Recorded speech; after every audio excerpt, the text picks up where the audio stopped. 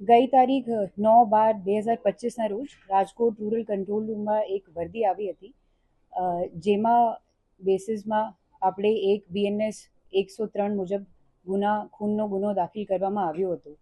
ગુનાની હકીકત એવી રીત છે કે મરણ જનાર કાનાભાઈ મેરુભાઈ જોગ, ઉંમર 50, એનો મૃતદેહ પોલીસને એની જ વાડીમાં મળ્યો હતો. શરૂઆતમાં આપણે પ્રાઇમરી ઇન્ફોર્મેશન આ હતી કે એનો કદાચ કંઈ એક્સિડન્ટ થઈ ગયો છે, મોટર વ્હીકલ એક્સિડન્ટ. તપાસ પછી આ સામે આવ્યું કે મરણ જનારનો સગો ભત્રીજો વિરમભાઈ ભૂપતભાઈ જોગ અને એનો જ સગો દીકરો રામદે કાનાભાઈ જોગ, બંને સાથે મળી કાવતરું રચી આ અકસ્માતનો બનાવ ઉપજાવી કાઢેલ છે. અને આરોપીઓની ત્યારે ધરપકડ કરવામાં આવી. ત્યારે સામે આવ્યું કે મરણ જનારના દીકરાને ઇઝરાયલ જવાનું પ્લાન હતું, એને ત્યાં ફોરેનમાં સેટલ હોવાનું હતું. આ લઈને જુદી જુદી જગ્યાઓથી પૈસોનો વ્યવસ્થા કરતું હતું છેલ્લા 1 વર્ષથી. એને પિતાની એક વીમા લાઈફ ઇન્સ્યોરન્સ પોલિસી હતી HDFCની, જેની કુલ વેલ્યુ લગભગ 60 થી 70 લાખની હતી. તો એને દરેક રાસ્તો ટ્રાય કર્યું અને પછી જ્યાર સુધી એના પાસે નાણાં જો છે આખા એકઠા નહીં થયા, ત્યારે એને આપણે વિરમભાઈ સાથે મળીને પ્લાન બનાવ્યું કે કાનાભાઈના મર્ડર કરીને અને પછી જે ઇન્સ્યોરન્સના પૈસા મળીએ આ યુઝ કરીને એને ઇઝરાયલ સેટલ થવા જવાનું છે.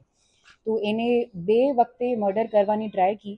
પહેલી વખતે એને આપણે પિતાને ઝેર આપવાની કોશિશ કી, આ ફેલ થઈ ગયું હતું. અને એના પછી આ બંને જો છે આ એક્સિડન્ટ તરીકેનો બનાવ બતાવીને આપણે એક વાડીમાં જ મોજૂદ કુહાડીથી કાનાભાઈનો મર્ડર વિરમભાઈ કરી દીધું. એમાંથી એના જો દીકરો છે રામદે કાનાભાઈ જો, એને જ ઇઝરાયલ જઈને સેટલ હોવાનું છે. અને વિરમભાઈને એને આ લાલચ આપ્યું કે હું તમને 1 લાખ રૂપિયા અને તમારી આખી જિંદગી સુધી ભોજન આપું. ઝેર એનાથી 2-3 દિવસ પહેલા જ.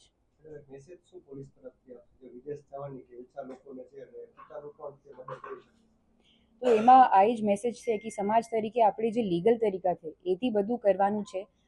બેંકની તરફથી બધું લોન મળે છે કરિયર માટે, આપણી પ્રોગ્રેસ માટે, તો એનો ઉપયોગ કરવાનું છે. મેડમ, ખાસ કરીને પોલીસને કઈ રીતે જાણ થઈ કે આખો બનાવ છે તે હત્યાનો છે? કારણ કે પહેલા એક્સિડન્ટલ કહેવામાં આવ્યું, કઈ રીતે?